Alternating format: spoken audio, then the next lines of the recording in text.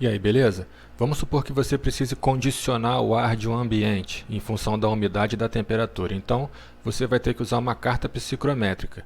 Mas a dica para facilitar é usar esse programinha aqui que é o Grapse. Então, vamos supor que você tenha aqui uma situação onde você está com uma aspersão de água a uma temperatura de 18 graus Celsius, que é a mesma temperatura do bulbo úmido da sua atmosfera. Então eu tenho aqui uma temperatura de bulbo seco de 32 e eu quero saber como é que eu faço para chegar a 90% de umidade relativa e qual vai ser a minha temperatura de bulbo seco.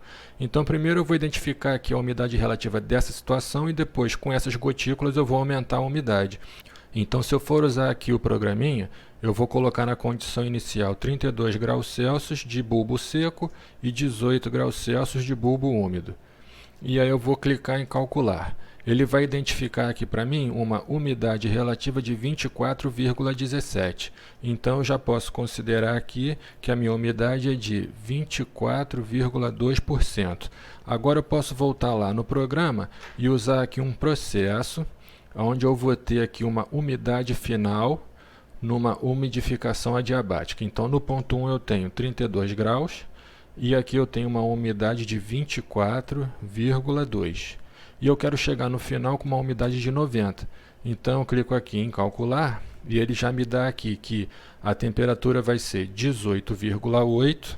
Então eu já posso anotar aqui que a minha temperatura final vai ser 18,8. O que acontece aqui é que na carta é um pouco mais complicado. Se você for usar a carta, você tem que marcar aqui o 32 graus, depois você tem que chegar lá na temperatura de bulbo úmido, e aí você vai ver que você está passando aqui em 24,2% de umidade. Para você chegar em 90, você tem que pegar aqui essa interseção na curva de 90%, e aí você encontra lá a temperatura de 18,8. Um outro exemplo que a gente pode considerar é esse aqui. Você tem aqui um fluxo de ar com 35 graus Celsius a 60% de umidade, e um outro fluxo de ar com 20 graus Celsius a 40% de umidade. Aqui uma vazão de 540 metros cúbicos por hora e aqui 920. Então, no final, eu vou ter uma mistura de ar que vai ter uma vazão aqui de 1460 metros cúbicos por hora e eu quero saber a temperatura e a umidade. Usando aqui o programinha, eu vou botar a primeira condição, que vai ser 35 graus com 60% de umidade.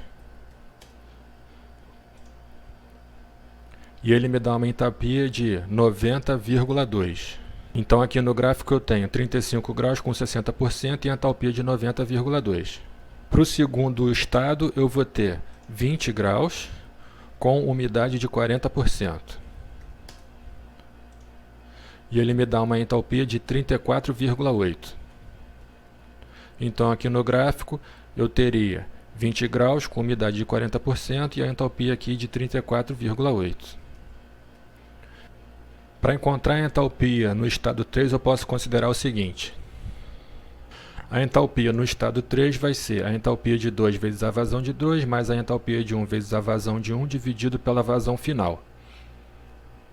Ou seja, a entalpia do ponto 2, a vazão desse fluxo. A entalpia do ponto 1 e a vazão desse fluxo, dividido pela vazão total. Vai me dar 55,3 kJ. Então, traçando aqui no gráfico, eu teria que ligar o ponto do estado 1 e o ponto do estado 2. E depois, na linha de 54,4, eu teria que encontrar essa linha para descobrir que a minha temperatura final seria 25,3. A diferença no valor da entalpia de 55,3 para 54,4 é por questões de arredondamento. Mas aqui no programa é mais fácil, porque eu posso escolher aqui um processo de mistura de dois fluxos, onde no primeiro fluxo eu tenho 35 graus com 60% de umidade e uma vazão de 540. E no segundo fluxo eu tenho 20 graus com 40% de umidade e um fluxo de 920. E ele me diz lá que a temperatura vai ser de 25,3. Então eu já posso colocar aqui que a minha temperatura vai ser 25,3. E ele também já me dá aqui a umidade de 56,1. E aqui você ainda pode plotar o gráfico desse processo. Uma outra situação seria uma entrada de 125 metros cúbicos de ar por hora, onde eu tenho aqui 34 graus Celsius a 65% de umidade, e no final eu quero ter 26 graus Celsius a 45% de umidade. Então eu tenho que desumidificar o ar, retirando o calor, e aí ele chega no ponto de orvalho, onde você começa a ter o condensado sendo removido. Para isso eu preciso chegar aqui a 100% de umidade, e depois eu aqueço ele de volta, e aí a umidade dele diminui e ele chega na temperatura que eu quero. Então, se eu fosse considerar aqui de 34 graus até 100% de umidade, eu teria aqui esse 13,2 que eu encontrei direto aqui no programa.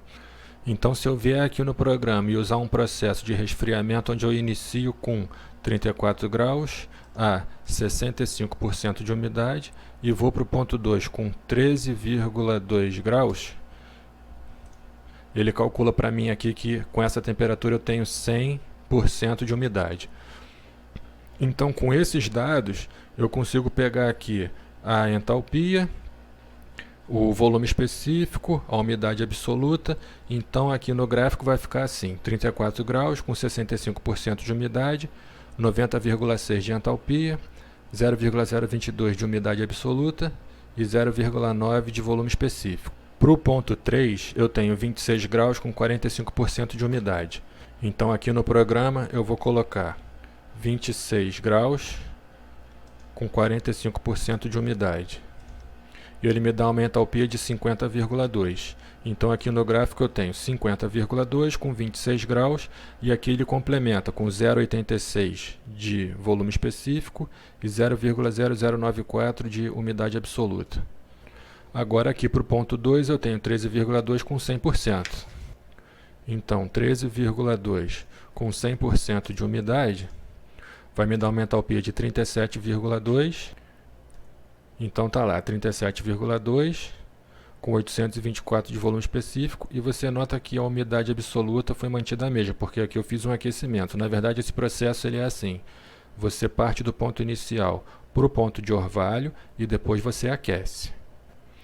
Então, colocando aqui as propriedades do ponto 2, tenho 37,2 de entalpia, 824 de volume específico.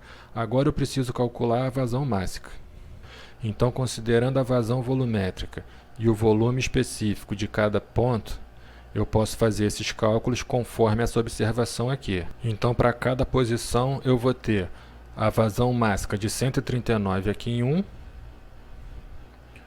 de 152 aqui em 2 e de 145 kg por hora.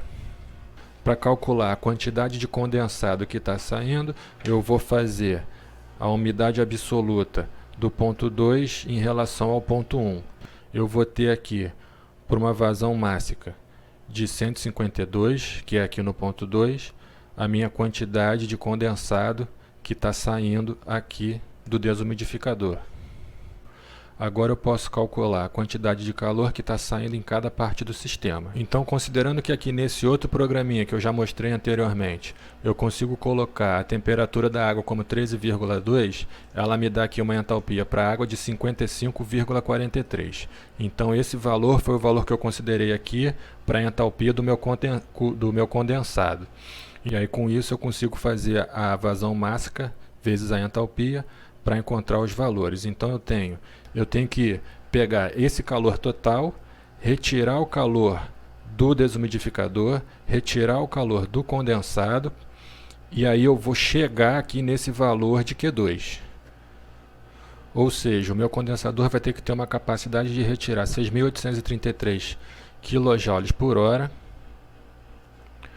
para que essa quantidade de calor, menos a do condensado e aqui o desumidificador retira, chegue aqui no Q2 com essa quantidade. E para a potência do aquecedor, eu vou ter que partir da quantidade de calor de Q2 até a quantidade de calor de Q3. Então, a capacidade do aquecedor vai ter que ser de 1.625 kJ por hora. É isso aí, valeu!